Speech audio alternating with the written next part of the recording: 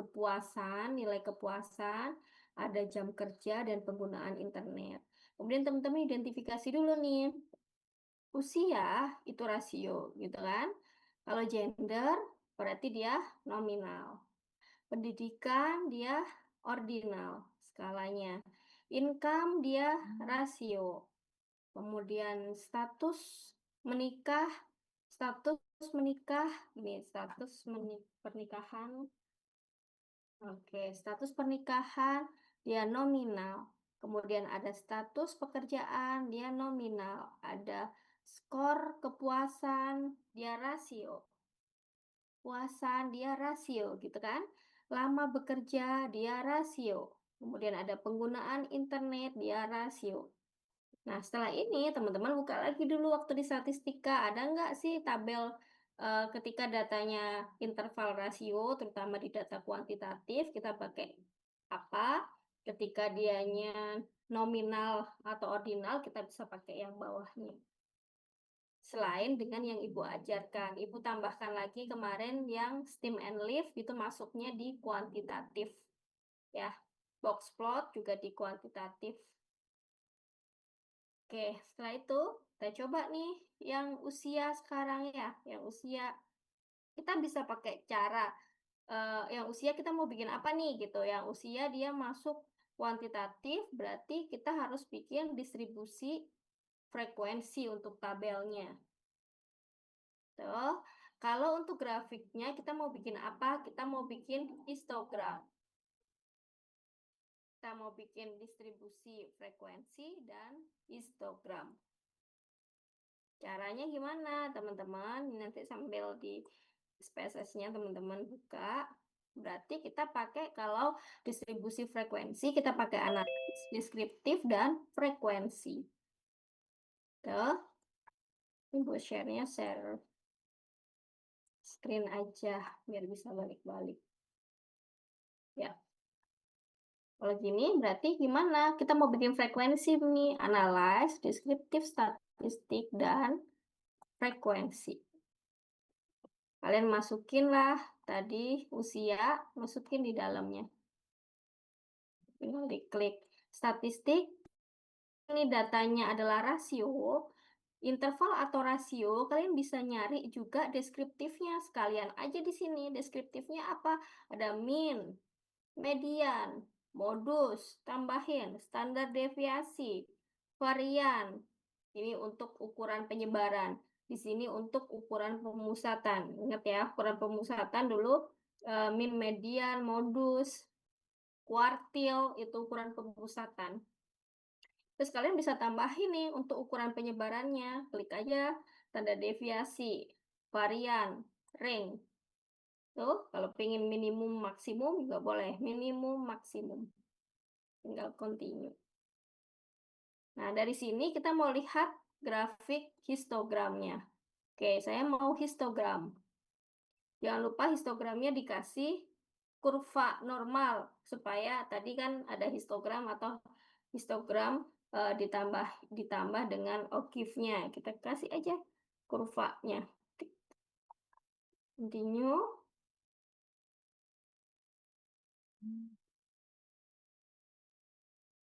Tuh.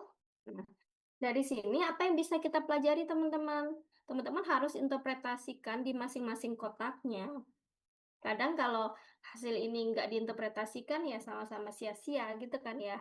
Kalau di sini kita bisa belajar atau kita bisa pelajari bahwa rata-rata, rata-rata apa nih? Karena tadi anggap aja 500 orang adalah sampel, misalkan dari soalnya itu dia sampel, biasanya data yang kita dapatkan dari sampel bukan dari populasi. Berarti rata-rata sampel usia apa misalkan usia karyawan gitu ya, usia survei apa hasil responden gitu misalkan. Eh, Rata-rata usia responden adalah 39,32 diinterpretasikan ya. Median 50% data kurang dari sama dengan usianya 40,79. 50% responden berusia kurang dari sama dengan 40,79. Terus di bawahnya ada apa lagi nih? Modus. Berarti usia terbanyak adalah di 50 tahun. Gitu ya, teman-teman.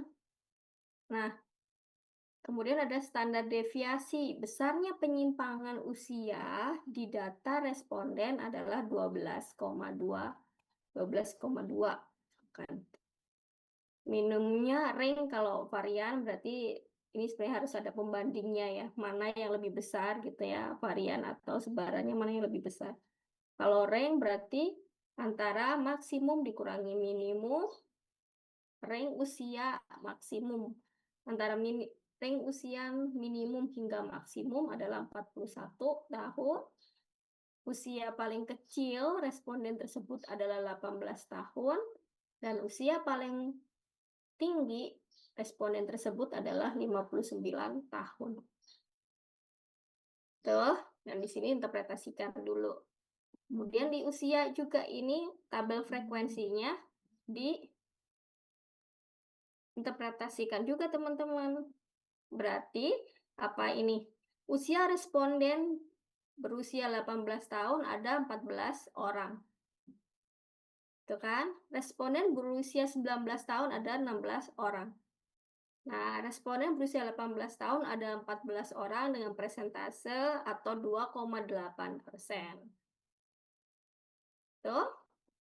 Lagi bawahnya, berarti responden berusia 19 tahun ada 16 orang dengan persentase secara keseluruhan 3,2%. Sampai seterusnya ya, sampai terakhir. Berarti yang paling kecil dia usianya 18 tahun, yang paling besar dia usianya 59 tahun. Oke, kalian bisa sebutin satu-satu nih persentase. Kalau lihat kayak gini, yang paling besar kalau tadi lihat modusnya gitu ya. Kalau kita lihat dari statistik deskriptif, untuk modusnya adalah 50. Kita lihat di sini dari tabel frekuensi. Coba yang paling tinggi frekuensinya apa? 50 tahun. Ada 22 responden yang berusia 50 tahun. Makanya tadi di deskriptif dia modusnya adalah 50 tahun. Oke, teman-teman. Nah, setelah itu kita mau explore apa lagi? Kita bisa explore ke bentuk histogram. Ya, di gambar nih udah keluar kan histogramnya, dan histogramnya kalau lihat kayak gini ya, kalau kurva normalnya gini ya mungkin dia tidak normal ya. Untuk uji normalitas kita bisa pakai nanti uji Kolmogorov misalkan. Nah, ini kayaknya nggak normal. Oke ya, bisa explore apa lagi nih teman-teman? Biasanya kalau ibu kan pengen lagi nih di deskriptif explore. Ini lebih enak di deskriptif explore. Saya mau tambahin diagram dahan dan daun. Diagram dahan dan daunnya. Oke. Udah, berarti teman-teman tinggal analyze, deskriptif, explore. Ya, ini tadi ibu coba-coba. Nah, masukin lagi age-nya, gender. Age-nya, usianya. Ya, di statistiknya, deskriptifnya, oke. Lihat di plotnya, teman-teman mau ngeplotin apa? Stem and leaf dan histogram. Oke, coba normality plot. Kalau kita mau lihat uji normalitasnya, tinggal oke.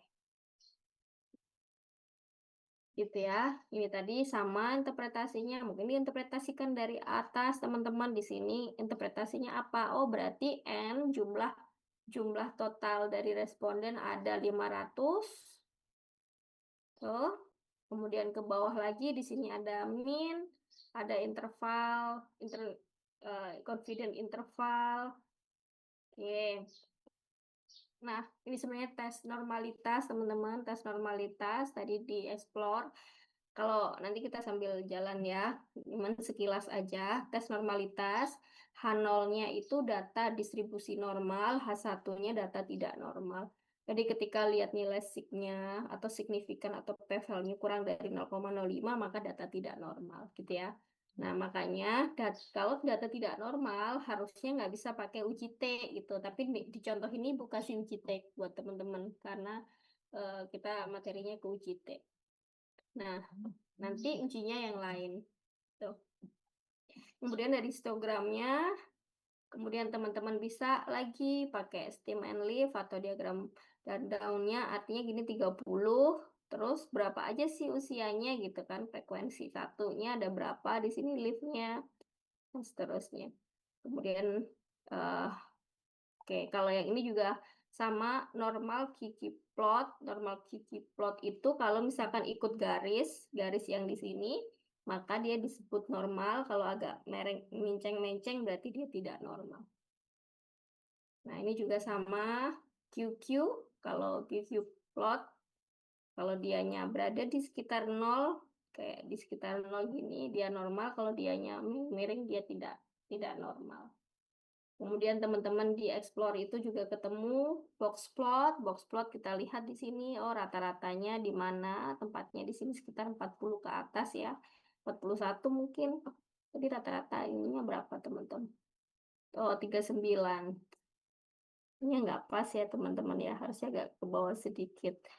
Nah, terus box plotnya antara berapa sampai berapa? Yang paling kecil di sini mungkin 18, yang paling besar di sini nggak kelihatan berapa, mungkin 58. Di apa namanya, disamain sama atasnya. Oke, itu dieksplor satu-satu per variabel teman-teman. Nah, terus misalkan kita mau explore apa lagi tadi yang kedua, habis age atau usia, kita punya lagi data gender. Ya, data gender dia masuk ke nominal, maka kita buatlah data gendernya ini. Dieksplor lah teman-teman. Kemana? Ke deskriptif, mungkin deskriptif, frekuensi. Kita buat pie chart sekarang ganti. Oke, teman-teman balik lagi ke sini. Analis, deskriptif, frekuensi, kita back ke gender. Kemudian ke chartnya kita ganti dia misalkan dengan pie chart. Terus oke. Statistiknya. Nah, di statistiknya karena ini gender, kalau min kan nggak ada artinya kalau nanti hasilnya 2 koma. Jadi ini nggak usah.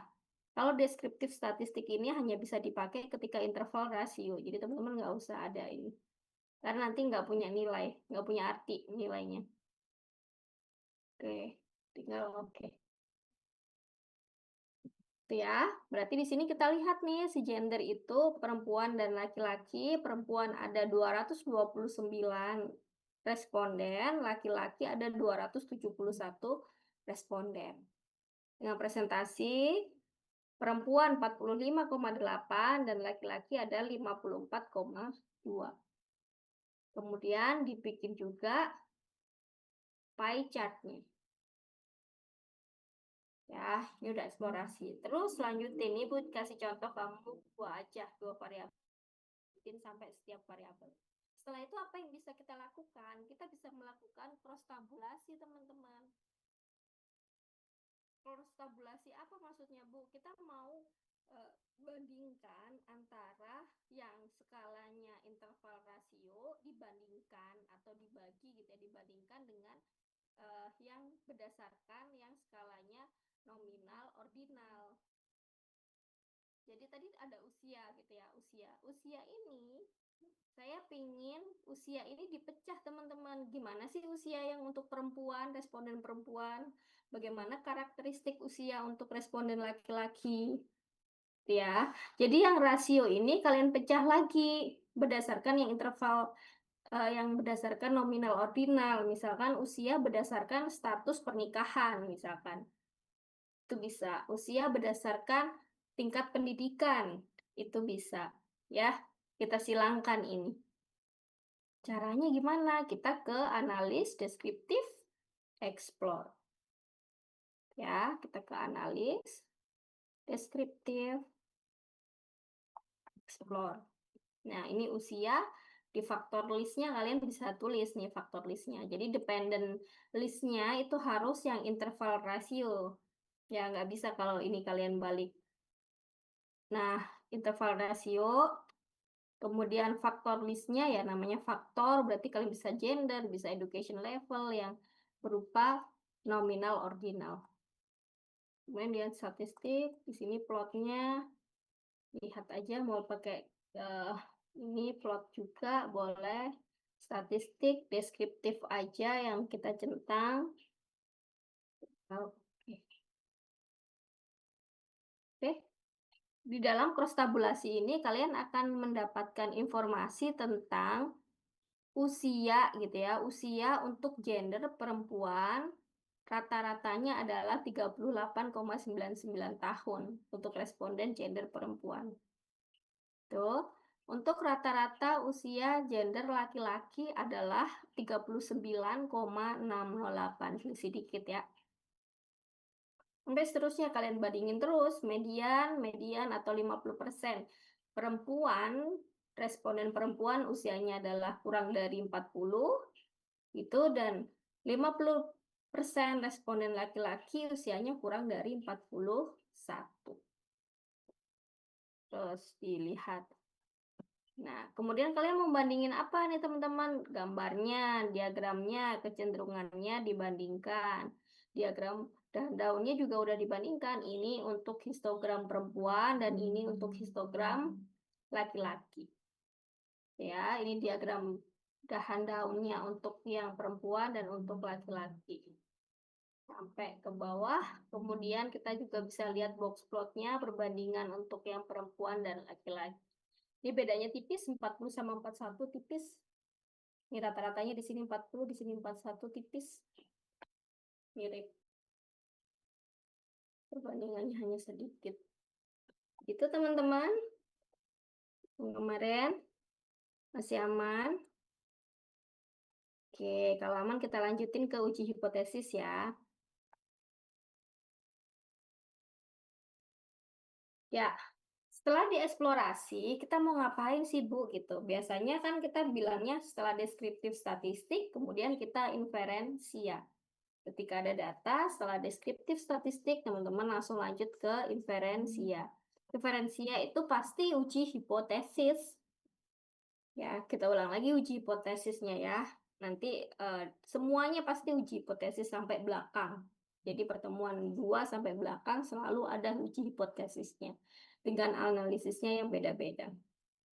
Nah, di unsur dari pengujian hipotesis, teman-teman, ada H0, ada hipotesis alternatif HA atau H1. Kita tulisnya dia biasanya H0, HA atau H1 ya. Di sini H0, ini ada yang nulis HA boleh atau H1. Kemudian ada statistik uji nih, statistik uji. Statistik ujinya beragam ya teman-teman, tergantung dengan metode. Untuk hari ini kita masih mungkin hampir mirip kayak waktu apa namanya teman-teman di statistika dasar ya, statistika asuransi. Oke, hari ini kita pakai uji T. Statistik ujinya macam-macam teman-teman. Bisa T, nanti yang kita pakai ya, bisa F, bisa chi-square. Ini statistik uji. Bisa T, bisa F, bisa chi-square. Yang akan kita pakai biasanya cuma 3 ini, T, F, dan chi-square. Setelah itu, kita perlu juga menentukan daerah penolakan. Untuk apa? Untuk bisa menjawab hipotesis. Itu ya. Ini ada ada H0. Ketika setiap teman-teman disuruh jawab soal hipotesis, kalian harus tulis H0, H1-nya dulu, statistik ujinya apa, daerah penolakannya apa. Oke. Hipotesis adalah suatu pernyataan atau anggapan yang mempunyai nilai mungkin benar atau salah gitu ya. Berarti hipotesis itu anggapan atau pernyataan yang mungkin benar atau mungkin salah dan mengandung ketidakpastian gitu ya. Besok akan turun hujan, misalkan bisa benar, bisa salah.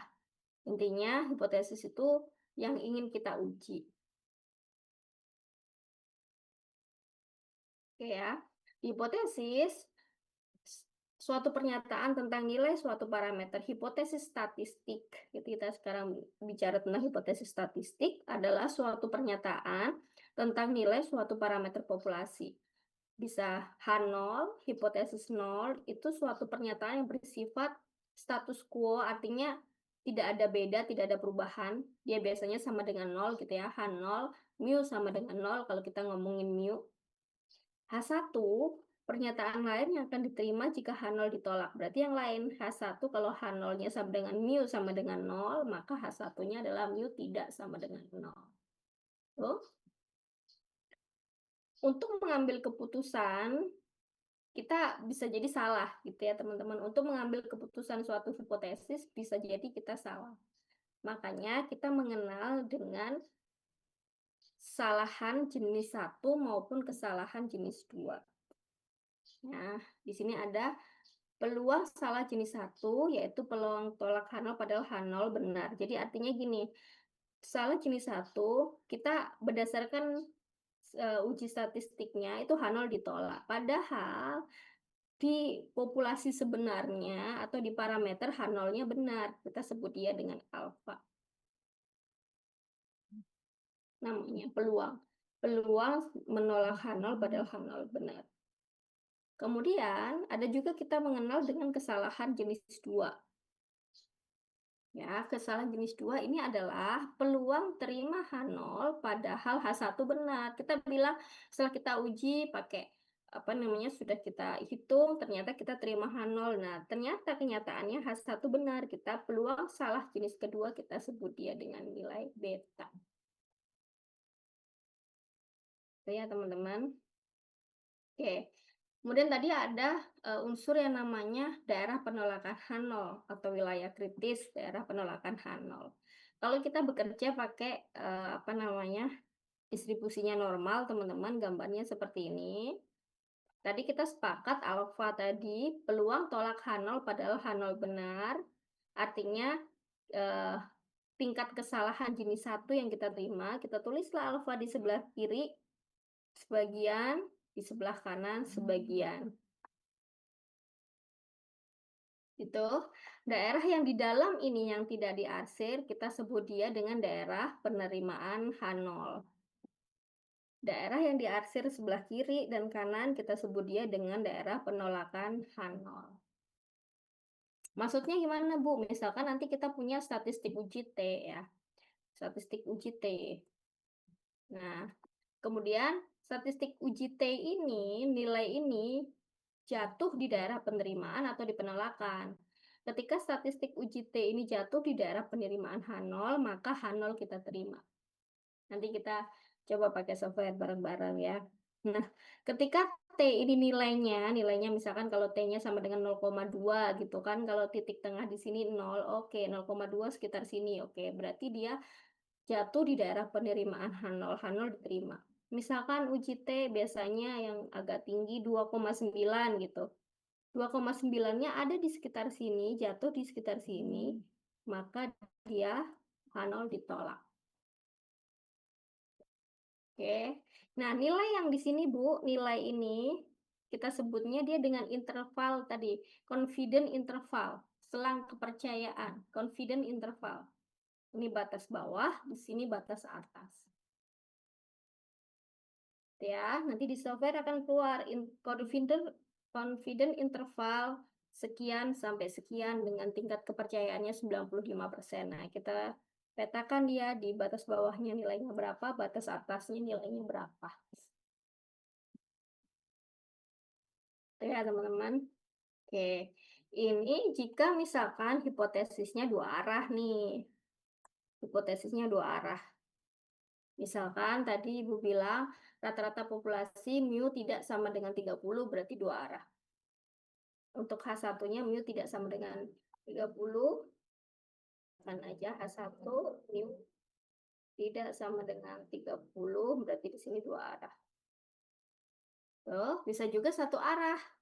Teman-teman, ketika H1-nya mu kurang dari nilai tertentu atau H1 mu lebih besar dari nilai tertentu.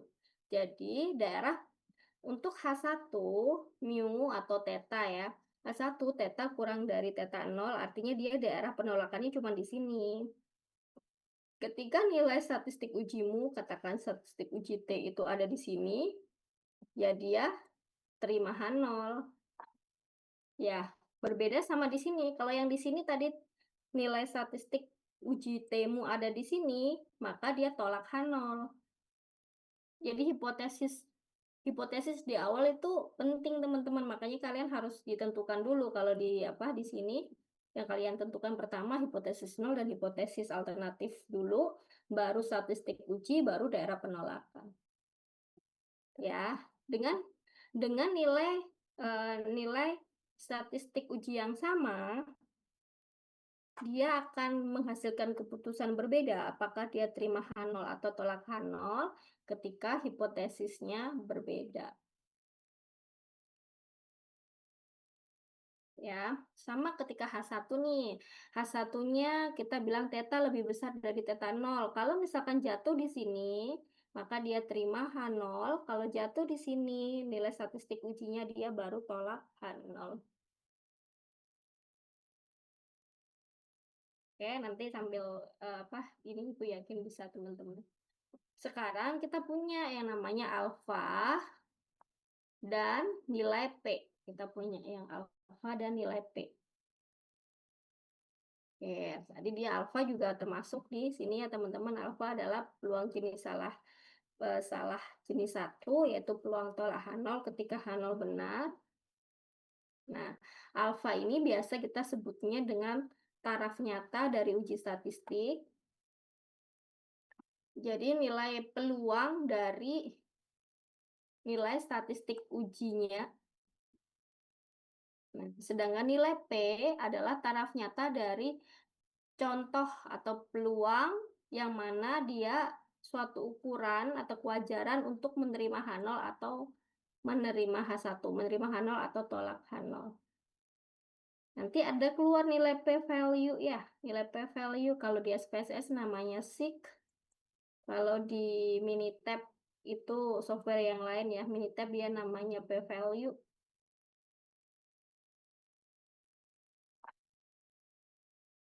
Oke, jika nilai P kurang dari alfa, maka tolakan 0. Dia bilang, kita P kurang dari alfa. Alfanya kan udah ditentukan tuh. Biasanya alfa ditentukan oleh peneliti. Nah, biasanya 5%. Tinggal kita hitung nanti di softwarenya, P-nya keluar berapa nilainya. Ketika P kurang dari alfa, maka kita H0 ditolak. Oke ya, teman-teman. Nah, pengujian ini teman-teman ini baru sebagian. Artinya ibu kasih yang di dalam tabel ini itu baru ngomongin tentang nilai tengah dan apa ini nilai tengah. Oke, nilai tengah sama ya, nilai tengah aja, baru ngomongin nilai tengah. Gitu ya, baru ngomongin nilai tengah. Nanti ujinya banyak yang diuji bukan nilai tengah aja, bukan nilai, tapi memang kebanyakan yang diuji adalah rata-rata dari suatu populasi. Nah, ini masih 1 sama 2 populasi ya, teman-teman. Kalau satu populasi, kalian bisa yang biasa dipakai adalah uji T, teman-teman. Kalau kita bekerja lewat sampel, dengan ragam populasi tidak diketahui, kita pakai uji T.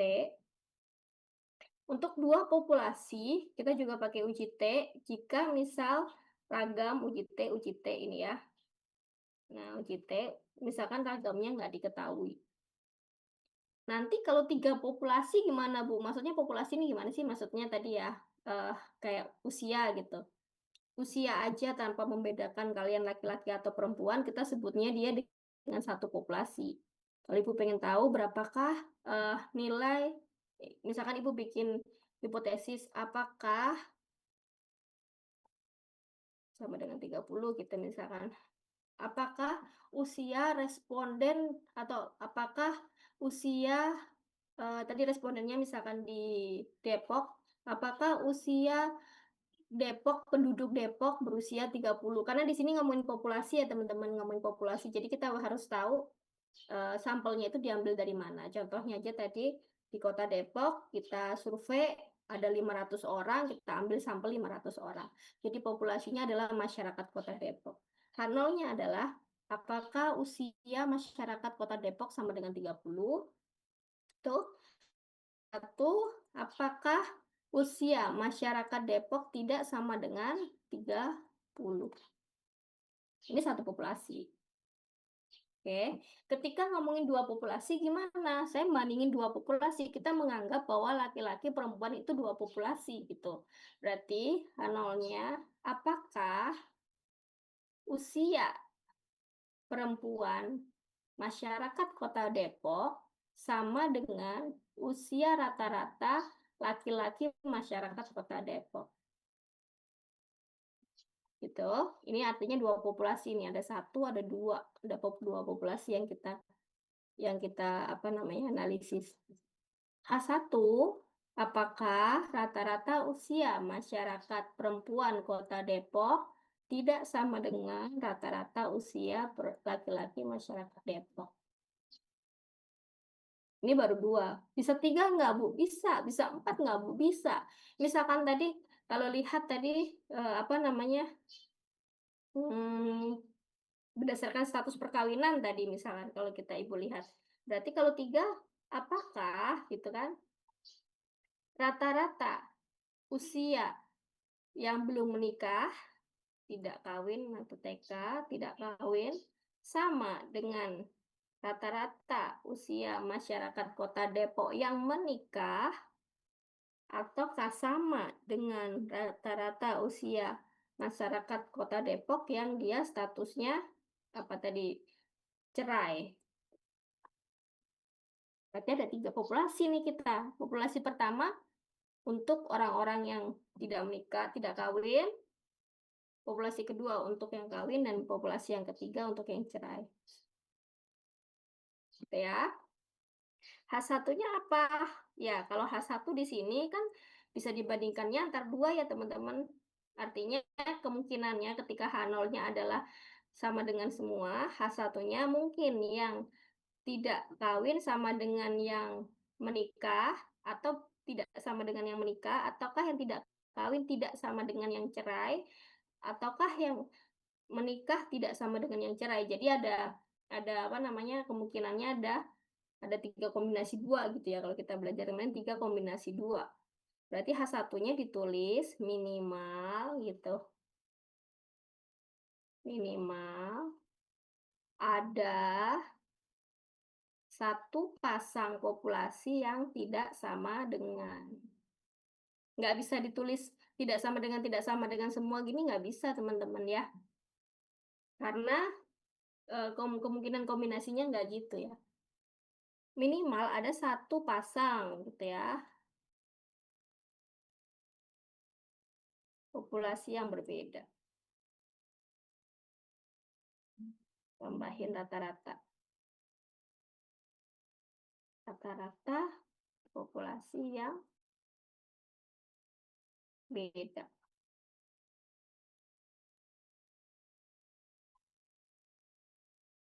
Oke? Aman ya. Nah, kalau yang ini pakai UJT, kalau yang ini kita sebut dia dengan ANOVA, teman-teman.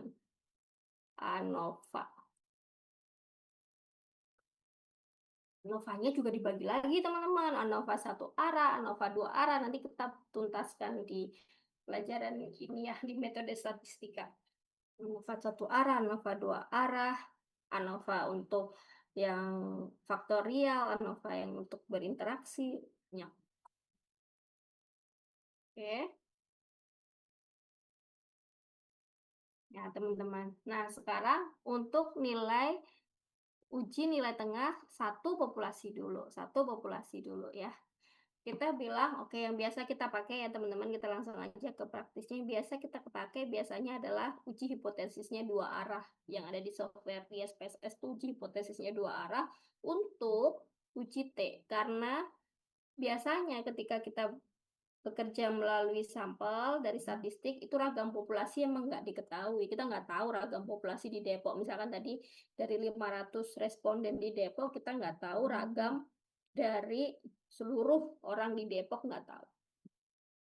Gitu kan. Makanya di SPSS dia hanya ada uji T untuk dua arah Jadi T itu dipakai jika ragam populasi tidak diketahui statistik ujinya, uji T dan 2R. Oke, kita mau coba teman-teman. Misalkan latihan ya. Gunakan data sebelumnya apakah rata-rata populasi usianya sama dengan 30. Pakai data yang tadi. Data di Excel-nya teman-teman ya. Ini Excel-nya udah kelihatan kan ya? Kadang ketika ganti agak freeze. Bu buka Excel sekarang. Tuh ya. Nah, tadi kan data usia nih, data simulasinya udah ada. Data usia, simulasinya udah ada semua. Nah, ini tinggal usia. Bikin aja satu sheet baru, usia. Yang pertama yang kalian lakukan adalah menuliskan hipotesisnya. Gitu kan? Hipotesisnya H0 sama dengan mu sama dengan 30 dan H1-nya mu tidak sama dengan 30. Nah, ketika kita udah setelah hipotesisnya tadi disuruh apa? Tentukan statistik uji. Berarti kita tulis aja di sini. Pertama, tentukan hipotesis.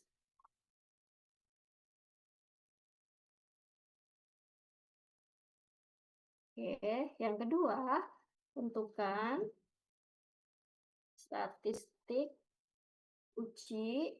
Ya, baru yang ketiga, tentukan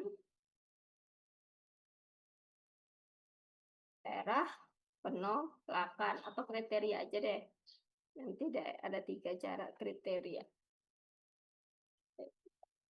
Oke, Ibu pakai manual dulu di Excel, nanti baru kita lanjut ke pakai SPSS ya. Kalian sambil coba ya. Lihat ini, boleh Ibu cari yang lain. Oke. Kalau Ibu lihat ini, berarti yang ditentukan apa? Nilai X bar, kemudian nilai S, dan N. Tuh, mu nolnya juga boleh deh, X bar, sama mu nol.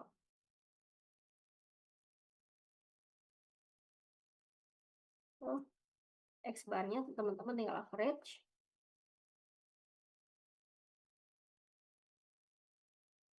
Udah ketemu, 39,326. S-nya tinggal standar deviasi untuk yang sampel stdef titik S untuk sampel. Masukin di sini. Ya, N-nya kalian tinggal count. Ke Excel-nya. Mu nolnya kalian tinggal tulis 30 tadi berdasarkan ini ya. Nah, nilai T-nya gimana teman-teman? T sama dengan, kalau dirumus, X bar dikurangi mu nol dibagi dengan S. Kalau kalian bikin kurung juga boleh. S per akar N ya.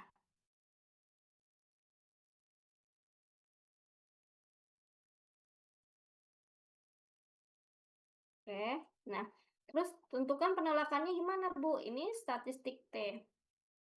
Statistik uji T.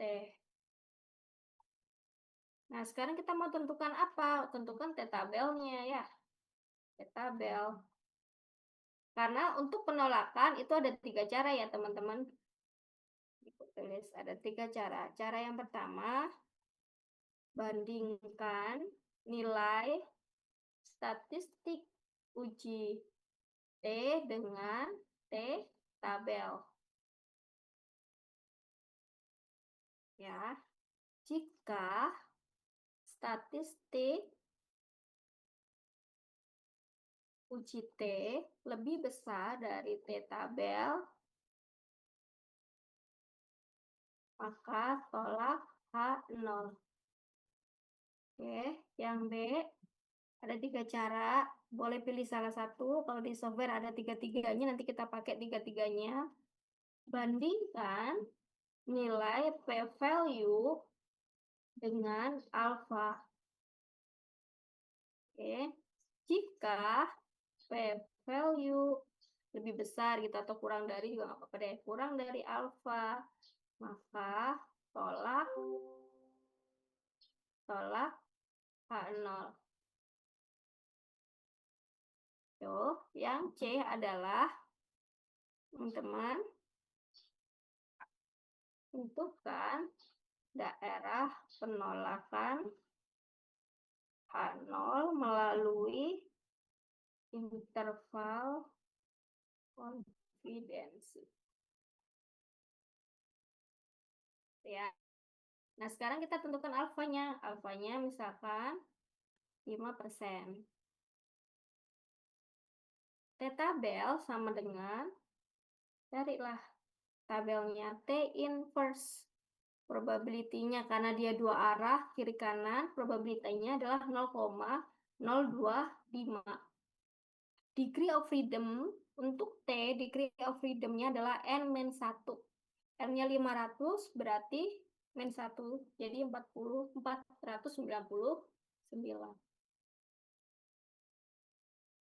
Oke, nah keputusannya apa? Karena nilai statistik uji, dia nilainya 17,09, lebih besar dari T-tabel 2,248, maka H0 ditolak. Kesimpulannya H0 ditolak apa teman-teman? Berarti rata-rata populasi usia ke bawah ya, masyarakat Kota Depok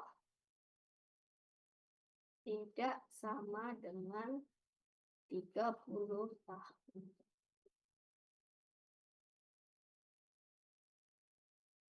Oke. Sekarang pakai software teman-teman. Pakai software. Jadi kan udah ada nih di sini. Pakai data, balik lagi ke SPSS-nya teman-teman. Coba SPSS-nya udah kelihatan kan? Terus tinggal analyze, compare mean, one sample t-test. Ya, analyze, compare mean, one sample t-test.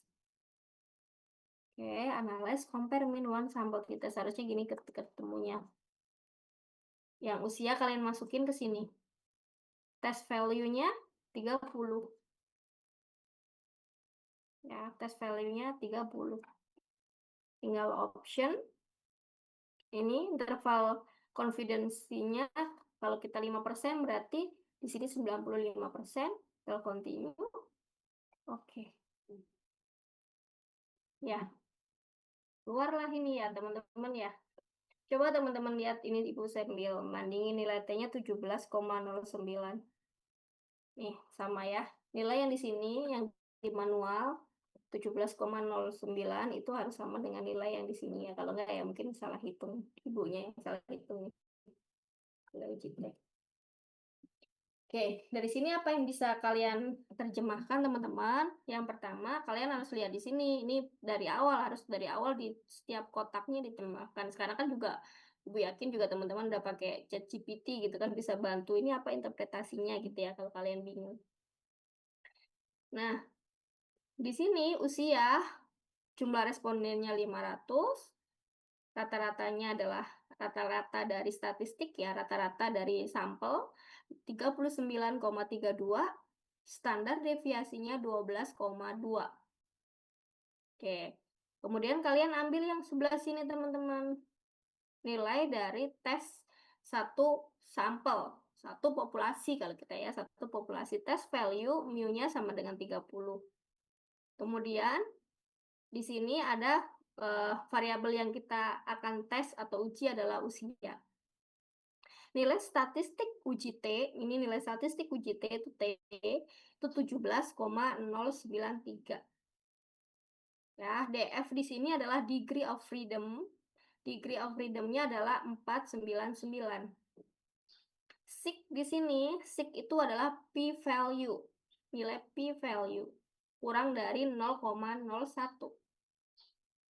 Mean difference itu adalah perbedaan rata-rata gitu ya, teman-teman, perbedaan rata-rata. Tapi ini nggak apa-apa. Terus kemudian keputusannya yang selanjutnya ada di daerah penerimaan H0, itu kita bisa bilang di confidence interval dari difference. Batas bawahnya adalah 8,25, batas atasnya adalah 10,398. Nah, dari sini itu yang teman-teman interpretasikan. Tadi caranya kan ada 3 kriteria. Yang pasti yang di atas tetap sama ya, antara manual sama pakai software. Teman-teman tetap sama, tentukan hipotesis dulu. Hipotesisnya ditentukan, statistik ujinya ditentukan. Setelah itu kriterianya. Bandingkan nilai statistik uji T dengan T tabel. Oke. Kalau dibagi 2 gini, kalian kelihatan nggak sharingnya?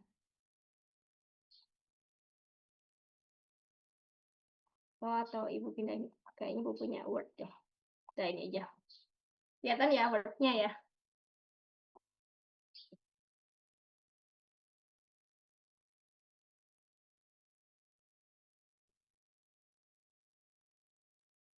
Ini ya. Berarti keputusannya gimana, Bu? Jadi teman-teman jangan lupa tulis H0-nya dulu. Ini Ibu nggak pakai insert, tapi kalian tahu ya, mu ya. Lambang mu sama dengan 30. Di sini H1, tulis dulu. Mu tidak sama dengan 30 ya. Tapi di sini harus ditulis dalam bentuk equation ya, teman-teman. Ini biar cepat aja. Nah, tidak sama dengan 30. Kita ketemu alfa. Alfa yang kita pakai 0,05. Simpulan.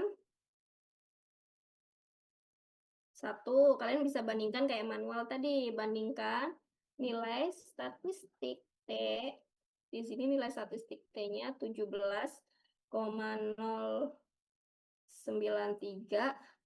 dibandingkan dengan nilai statistik tabel. Tadi udah dihitung pakai Excel, pakai TINV ya. TINV tadi berapa teman-teman di sini? 2,248.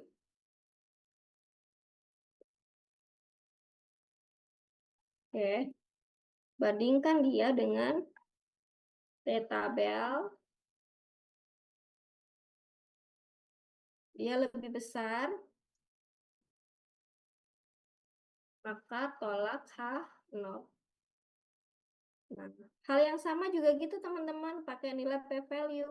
Kita bandingkan lagi nilai p-value p-value. P-value-nya di sini berapa teman-teman? 0 ya. 0,000. Bandingkan dengan alfa yang kita pakai. Alfa yang kita pakai 0,05. Dia kurang ya, kurang dari 0,05. Sorry, nggak kelihatan.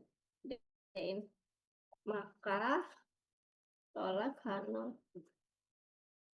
Kriteria yang ketiga tadi apa? Daerah penolakan dan penerimaan. Kalian lihat nih, confidence intervalnya berapa? Confidence intervalnya batas bawahnya adalah 8,2540. Pakai kriteria penerimaan H0. Nih penerimaannya dulu ya. Batas bawahnya adalah batas bawah 8,2540 sampai batas atasnya adalah 10,3980. Nah, terus kalian tulis karena nilai bawah dulu T statistik 17,093 berada pada daerah penolakan. Maksudnya gimana? Bukan tadi kalau digambar gambar PPT yang awal yang ada 2 garis gini. Kalau digambar di sininya 8, berapa? 8 sekian. di sini 10, sekian ya. Titik yang sebelah kiri 8, sekian, titik sebelah kanan 10, sekian. Antara 8, sekian sampai 10 sekian kita sebut daerah penerimaan H0 nih, gambar kurvanya. Nah, karena tadi nilai statistiknya teman-teman 17, sekian, berarti ada di pojok kanan banget di sini gitu kan. Karena titik ini 17, sekian berada di daerah penolakan H0 yang diarsir warna biru, maka kita tolak H0. Oke, ketika nilai statistiknya 8 sampai 10 berarti nilai statistiknya 9. Misalkan nanti setelah software keluarnya nilainya 9 berarti dia berada di daerah penerimaan 0. Ya. Kita balik lagi ke Word-nya. Stay statistik 17,093 berada pada daerah penolakan H0. Tulisnya jatuh aja nggak apa. Jatuh. Jatuh atau berada pada daerah penolakan H0. Maka H0 ditolak. Oke. Interpretasi ketika H0 ditolak apa teman-teman? Maka rata-rata usia masyarakat Kota Depok tidak sama kesimpulannya ya, dengan 30 dengan tingkat kepercayaan 95%.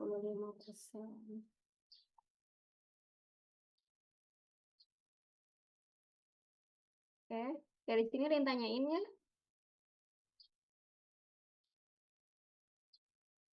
Masih jelas ya? Masih jelas. Seperti biasa kalau Ibu di 40 menit terakhir ganti kalian yang ngerjain. Oh, ini apa nih? Di bawahnya ada oh ini agent correction. Ini untuk koreksi aja teman-teman, koreksi. Ini nggak usah. Cukup sampai di sini gambar ini. Ya teman-teman. Nah, untuk latihan teman-teman baru harus ingat yang bisa dibuat analisis UJT tadi gimana? Harus interval atau rasio ya. Yang kayak jenis kelamin, terus status status dia menikah tidak menikah, status dia pendidikan nggak bisa dibuat ini. Nanti ada caranya sendiri ya. Kita bisa pakai chi-square atau bisa pakai non parametrik lainnya. Tapi yang bisa dipakai untuk UJT interval rasio. Oke. Nah, teman-teman, jangan lupa aktar baru muncul aktar. Teman-teman, jangan lupa latihannya. Sekarang latihan. Pakai data yang sama, income sama penggunaan internet. 2. Data rasio 2 aja nggak apa-apa, income sama penggunaan internet. Ini hipotesisnya. Kerjainnya dari awal, dari eksplorasi. Kalau kemarin minggu lalu kalian udah eksplorasi, ya berarti cepat. Tinggal copy, tambahin. Kalau minggu lalu kalian belum, eksplorasi minimal 2 nih. Data income sama penggunaan internet. Datanya dieksplorasi dulu, kemudian diuji pakai statistik UJT, langsung pakai 2 ya teman-teman. Ini kan gampang. Twing pakai Excel, satunya pakai SPSS. Oke? Nanti kumpulinnya di Word boleh atau satu Word satu Excel juga nggak apa-apa. 2 jadiin 1, nanti Ibu tinggal ketik, tinggal buka. Ya? Yang tanyain. Baik, Bu. Ibu, aku bisa minta Excel Ibu tadi nggak? Boleh. Ini juga Ibu baru ngerjain bareng kalian kan? Iya, Bu. Makasih, Bu. Ya, sama-sama. Ada lagi? Ya, kenapa Theo? Tadi eksplorasi apa aja, Bu? Gak kedengeran. Oh, eksplorasinya. Kalau dia, oke, income. Income berarti kamu yang eksplorasi deskriptif statistiknya, ukuran pemusatan, ukuran penyebaran. Kemudian dia pakai histogram. Terus pakai stem and leaf sama box plot. Udah, ya.